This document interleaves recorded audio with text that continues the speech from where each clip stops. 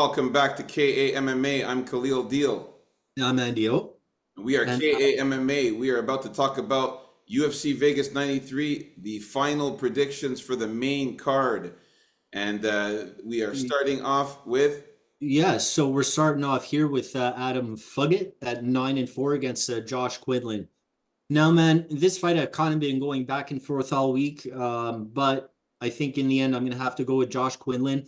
I don't think either of these guys are much good. I think there may be a couple red flags with Quinlan, like one being he's not on the same stuff he used to be on when he looked a little better, and maybe his confidence in his shot, despite what he said at the interview before the event. He said something like he's within himself and he's a happy self and all this other nonsense. But at the same time, I don't think Fugit has much of a chin. Fugit's not really that great himself. I think Fugit's the one that's going to be trying to take down Quinlan, but he's going to be getting hit hard when he does it. And I think in the end, it's going to be a little too much for Fugit. But hey, I got very little confidence in either of these guys moving forward. What about you, Real Deal? all right, now they said that Adam Fuggett, or Adam Fuckit, or Adam Forget About It, Forget about it. they said that this guy's supposed to be taller than Josh Quinlan. No, he's not. Look at this photo here. You can see that Josh Quinlan's actually taller than Adam Fuggett here. So it's definitely not the case. Quinlan is actually slightly taller. Not to mention, he's also in great shape. He looks built. He's muscular. He's ripped. Adam Fuggett, he looks okay. You know, he doesn't look really that great. I mean, he just looks pretty average, man. He's not very muscular. Looks pretty average, not very ripped. But Josh Quinlan, on the other hand, this guy is built very well. He's ripped. He's in great shape, phenomenal shape, and he's much bigger than Adam Fuckett. So to me, Quinlan is clearly bigger. He looks more powerful. I think he's going to knock out Fuckett, or he's going to submit him. I know this. I just think it's going to be inside the distance for sure in this one. If we look at Adam Fuggett's record here, the losses that he has lost, he lost 5 times by knockout. So he was knocked out 5 times, and he was subbed 3 times. Okay, he's only has one decision loss. So most of his losses come by finish. How can he have more losses? He only has 4 losses, I see. Uh, Sorry, 2 losses by my bad. 2 losses by knockout, one by submission, and then one by decision. My bad. So most of it, the majority of it, those 4 losses are by finish. You know, he only has one of them by decision. So I like Josh Quinlan getting the finish in this one. I don't know if it's going to be a club and sub or if it's going to be just a straight up knockout, but I definitely do like Josh Quinlan to win this one here. All right, so we are in agreement with the first fight of the main card. Let's move on up here to the next fight. We have Asu Almabayev versus Jose Johnson. Now for this one here, my pick stays the same, man. I got Asu Almabayev winning this one. Now, as you can see here, of course, obviously, Jose Johnson is way taller than Asu Almabayev. He's towering over him there. I actually thought he was going to be even more taller than that, though. But yeah, I guess it's because of the hat that Asu's wearing makes him look a little bit less short. But yeah, he's definitely more taller. He's ripped as well, but he's very, very skinny. I don't know how he even made weight, but super skinny in this one. Almabayev looks physically better. He's also ripped, but he's a bit thicker and more muscular than Jose. Jose also has a stupid smirk on his face as well. You can see it a tiny bit there, but he did have that little smirk, the little tiny smile in the corner there. I don't like that. Doesn't look serious. Asu, on the other hand, very, very serious. I think Asu is ready for this fight. I think he's going to dominate on the ground, and I actually see him getting a submission. I think he's going to have an easy time getting a submission on Jose Johnson's long-ass neck there, his giraffe neck. I think the rear naked choke looks good. He did the same thing to Ode Osborne, who was taller than him. He got that rear naked choke on him. He's got long limbs, Jose. He's got long arms, long legs. I think it's going to be easy for Asu to pick up a submission in this one here. All right, who you got here, Andy O? Yeah, my pick's gonna be Sue as well. I think it's just gonna be too easy to take him down, Johnson, too many times overall. They both look in great shape, but I think these Kazakhs, when they come in, they really perform a little above their age and experience. I know this guy does have a pretty decent amount of experience, though. Either way, I predict a later fight sub, maybe third round, early third round, mid third round, or a decision win for Abu here. All right, we are in agreement in this one. That's nice. All right, moving on Uh, up the card now. our All right, so next we got Garrett Armfield coming in at 10-3 against Brady Highstand at 7-2. My pick's still going to be Garrett Armfield here. As I mentioned before, I think he's improving fight to fight. I don't know if Brady Highstand is totally UFC caliber. I think he is tough though, but again, I don't think he's tough enough to withstand Armfield's forward pressure, the amount of shots he's going to take. I predict knockout decision for Armfield here. Nice one. Yeah, same here, man. I'm in agreement. I like Garrett Armfield in this one. As you can see here, Garrett Armfield is in really, really great shape. Brady Highstand's not that bad either. Um, but you can see that Garrett Armfield is thicker and he's a bit more muscular and ripped. Highstand is also ripped, but not as muscular. We can see that Highstand's a little bit taller as well than Garrett Armfield, but not significantly tall. Like it's a little bit taller, but not that much. And I think Armfield has more power, man. I think he's just going to have the more powerful strikes. He's going to be the better fighter on the feet. And yeah, Armfield, he's looking good. He's looking solid here. And I think he's ready to go. So I got Garrett Armfield winning this one as well by KO or decision as well. I think he lands something hard on Brady Highstand, or he just has the more strikes and lands more strikes, defends on the takedowns from Highstand, and gets the win here by KO or decision. All right. So we are in agreement again in this one. Let's move on up the card here to the next fight, which is going to be Lucas Almeida versus Timmy Kwamba. Who you got here, Andy O? Here, I used to be more solidly behind Lucas Almeida, but the gap is thinning. It's just that Lucas Almeida's chin may not be fantastic, and after he gets hurt a couple times within the fight, he may not be exactly the same fighter. But still, I am taking Lucas Almeida. He is the finisher, and because that's pretty much all he gets when he wins, right? So I understand how people could be picking Kuamba, but he still hasn't proven anything to me, man. He's going to have to at least beat Almeida to do so. The pick is Almeida, not with as much confidence as before, but I'm still leaning Almeida in this one. What Yeah, about like you you? said, man, Kwamba is unproven, man. Yeah, my pick stays the same. We are in agreement. I like Lucas Almeida in this one. I'm actually very happy about the way Lucas Almeida looks here, man. He's in great shape. He's ripped. He's taller than Timmy Kwamba, as you can see. Lucas looks very, very serious. He's ready for this fight. Kwamba's also in great shape. He's a little bit, and actually Kwamba's a little bit more muscular, but not by much. Um, and Lucas, they're both ripped. Both of these guys are ripped, great shape. Um, I just think the height advantage is going to help Lucas Almeida to get the win in this fight.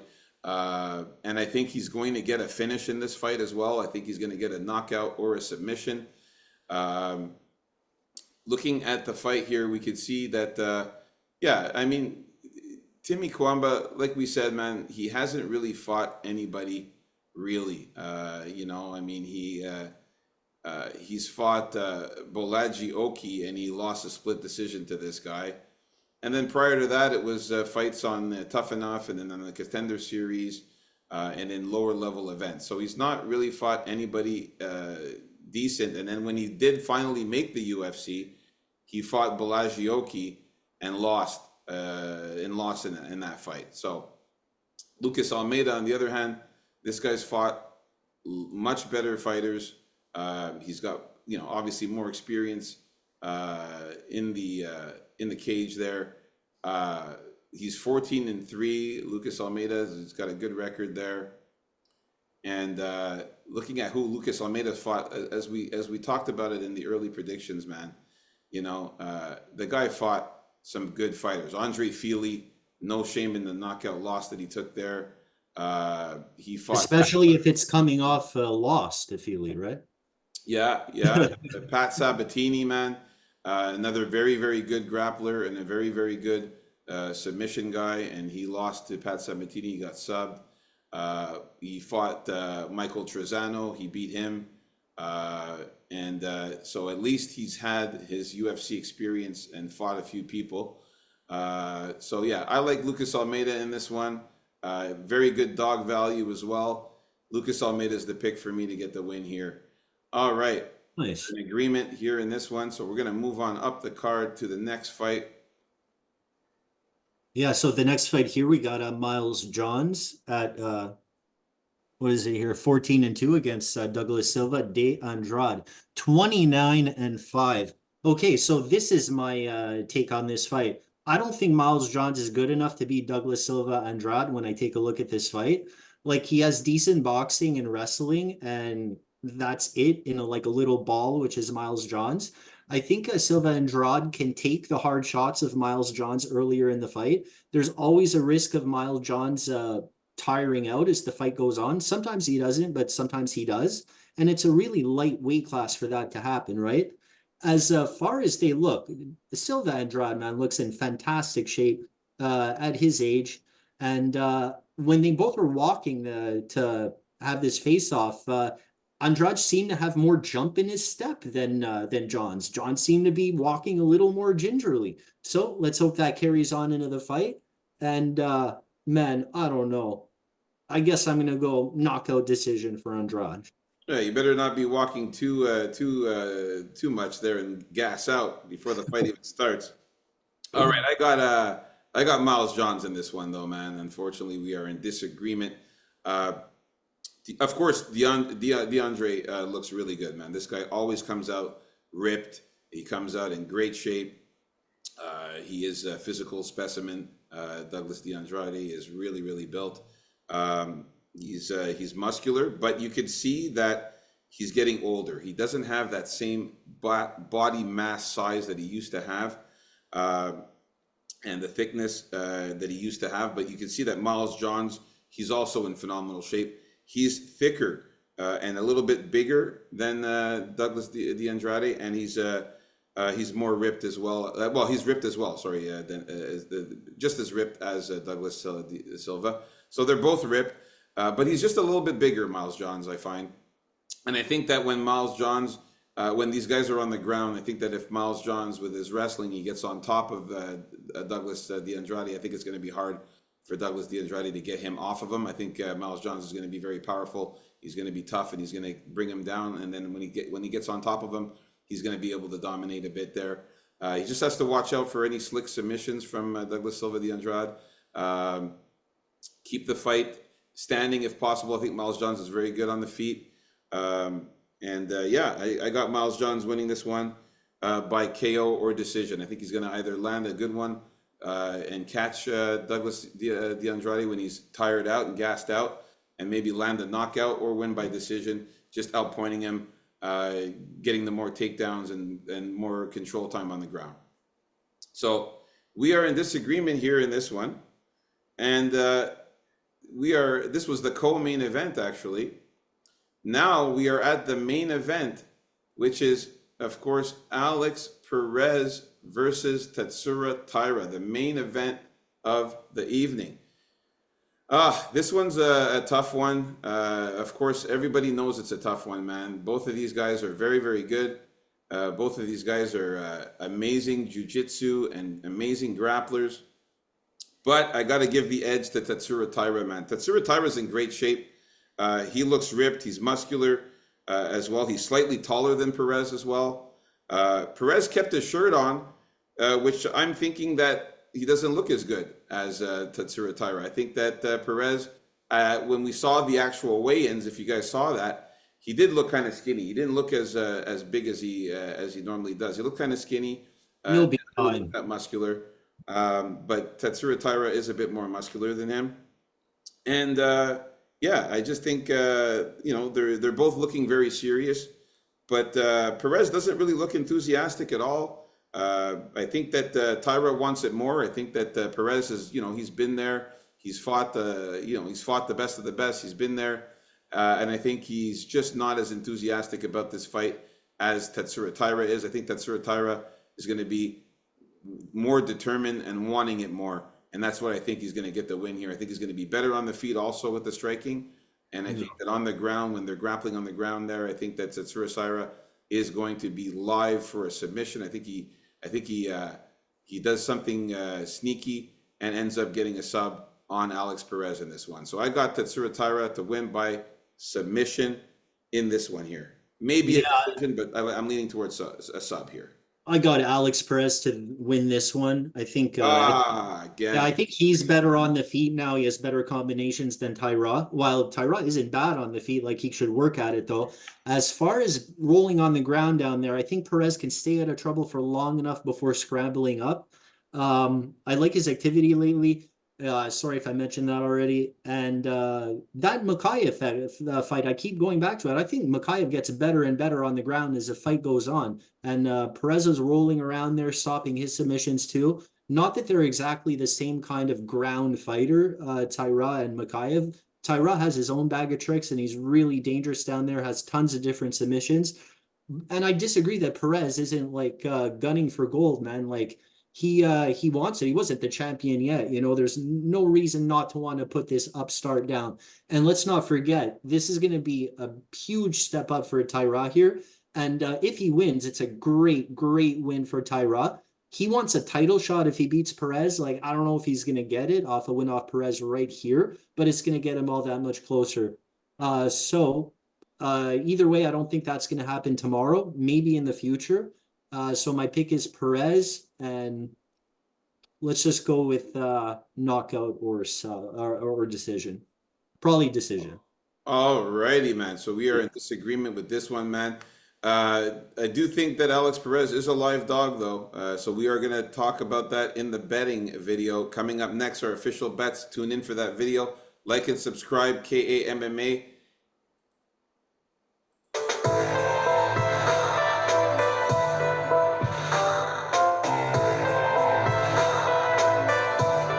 Peace out, folks. Tune into the next video. Our official bets on the way.